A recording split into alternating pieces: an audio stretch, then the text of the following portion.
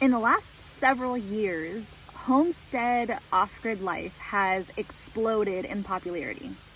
A bunch of people have moved into the country, bought up land, and decided to try their hand at the off-grid homestead life.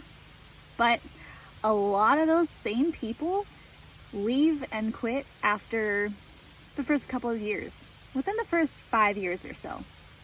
Why is that? Why are all of these people quitting? And what could they do to stick it out longer? Now, first of all, I am not suggesting that anybody is bad or wrong for deciding that this life really isn't for them. So what happened? How could somebody who was so into off-grid homestead to the point that they bought land out in the country and moved their family and made a whole brand new life, why would they move back? I believe I know the reason why people are quitting off-grid life. And I think I know the one very simple solution to maintaining this lifestyle, sticking with it, and having an off-grid homestead that you love, that is yours, and that is the peaceful, happy place that you wanted it to be. I think the reason why these people are quitting off-grid homestead life is a lack of good infrastructure. Okay, let me explain.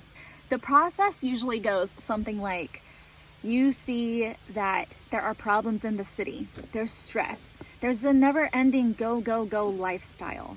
And then suddenly you watch a video on somebody's off-grid homestead, and it's got that charming, violin music, and you hear the rain falling. You see a peaceful lifestyle, and you see something that you could have. It's quiet. You grow your own food, you have animals. It seems like it's the answer to all of the stress that you've been having. Then you sell your home in the city, you move off-grid into the country, and it's more like the Oregon Trail when all of your animals get dysentery and die, and you lose the game. Because it's hard.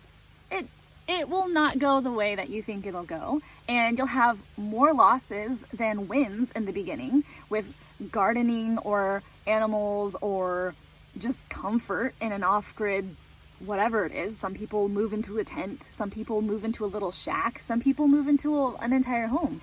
But it is hard. And you know it's going to be hard, but you didn't know it was going to be that hard. Most of us didn't grow up with chickens and a garden. I mean, why is the chicken twitching like that? And why is it losing all of its feathers? And why isn't she laying eggs? And why are the other chickens pecking out this one chicken's eye? And now she doesn't have an eye. And it's really grotesque looking. Like, that's just chickens. I mean, why is my garden, why is everything dying? And my beets are like this big. And I don't even like beets. Why did I even plant beets? I mean, I thought that's what you're supposed to do. My point is that it's hard. There are more fails than wins, particularly in the beginning.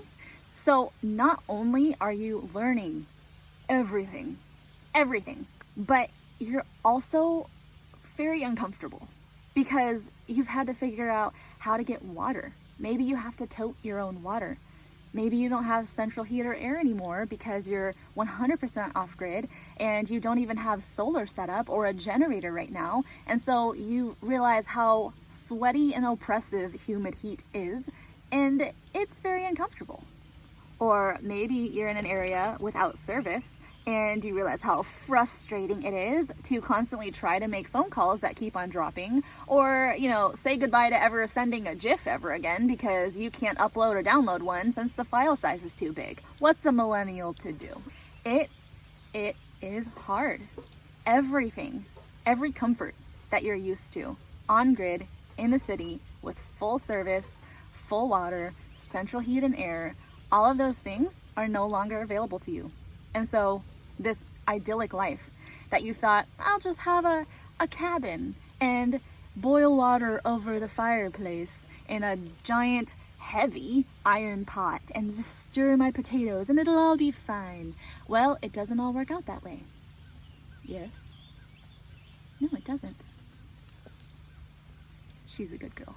If you can streamline all of these things and your life isn't just a bunch of tiny minor frustrations that make your entire life frustrating, you have a very good chance of actually making it in off-grid homestead life.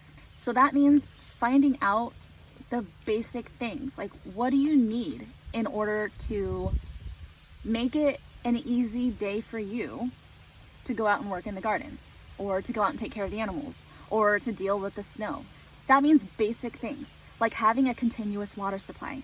How are you gonna get water in your house? Are you gonna tote it? Okay, water's heavy. What are you gonna do when you're gone and your pregnant wife is home alone and she has no water in the house? You're gonna have her tote these giant heavy buckets of water? What about when it freezes? What are you gonna do when your water totes outside freeze and you don't know where you're gonna get water and you're thirsty?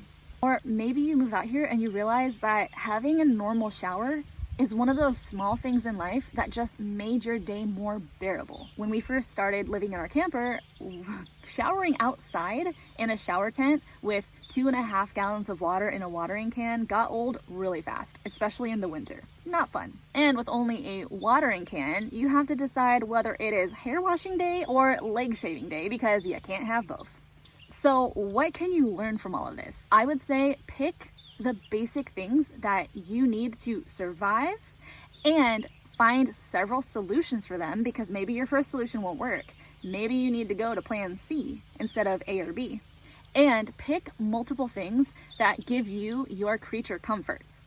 And you know what? Being comfortable, I said that weird. Being comfortable is not wrong. Maybe you realize that in order to do the homestead life, you would like to have a window air conditioning unit. It's not wrong. You hook it up to a generator, you run it in the heat of the day, or you run it at night when you really need to sleep, and then maybe you can handle the next day. It is not wrong. There's no moral failing to having electricity. But maybe you're not hooked up to the grid. Maybe you have electricity through a generator or through solar panels, but it's not a moral failing. It is not all or nothing. Find the basic necessities and solutions to those, and find comforts that can help you get through the hard times, because it will 100% be hard. And another reason why I think a lot of people are deciding that this life is not for them is because they move out here and realize that their kids won't always be there. Your kids are not your retirement plan.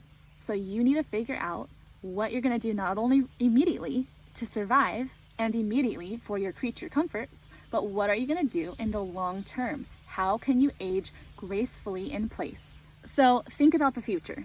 Think about finding comforts, minimizing frustrations, and eventually the beautiful part about this life will overshadow the hard parts. And before you know it, you'll be living the dream.